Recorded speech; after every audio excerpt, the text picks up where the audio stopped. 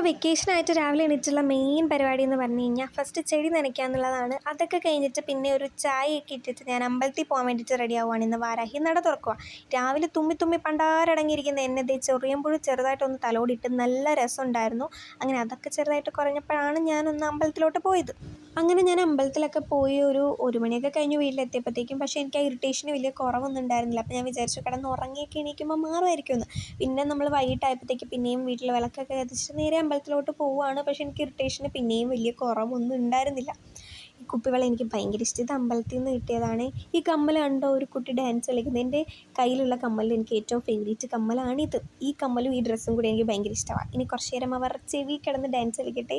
അങ്ങനെ നമ്മൾ റെഡി ആയിട്ട് അമ്പലത്തിൽ പോകാൻ പോവാണ്. പുറത്ത് നല്ല മഴയും കാറ്റൊക്കെ ഉണ്ട്.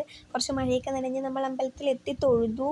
ലാസ്റ്റ് ആയപ്പോഴത്തേക്കും ഡാൻസ് ഉണ്ടായിരുന്നു. എനിക്ക് ഭയങ്കര ഇഷ്ടമായി ഈ ക്ലാസിക്കൽ ഡാൻസ് കണ്ടിരിക്കാൻ വേണ്ടിയിട്ട്. അങ്ങനെ ഫസ്റ്റ് തൊട്ട് ലാസ്റ്റ് വരെ ഞാൻ ആ ഫ്രണ്ടിൽ തന്നെ ഉണ്ടായിരുന്നു. ഡാൻസൊക്കെ കണ്ട് നമ്മൾ കഞ്ഞിയൊക്കെ കുടിച്ചിട്ടാണ് തിരിച്ച് വീട്ടിലോട്ട് പോകുന്നത്. അപ്പോഴത്തേക്കും ഒരു 11 മണി എന്തോ ആയിട്ടുണ്ടായിരുന്നു. അമ്പലത്തിൽ നിന്ന് ഇതുപോലെ പൂവൊക്കെ കിട്ടുമ്പോഴാണ് ഞാൻ തലയിൽ വെക്കാറ്. അങ്ങനെ അമ്പലത്തിൽ നിന്ന് നമ്മൾ വന്നു. ഇനി മാറി കിടന്നുറങ്ങണം.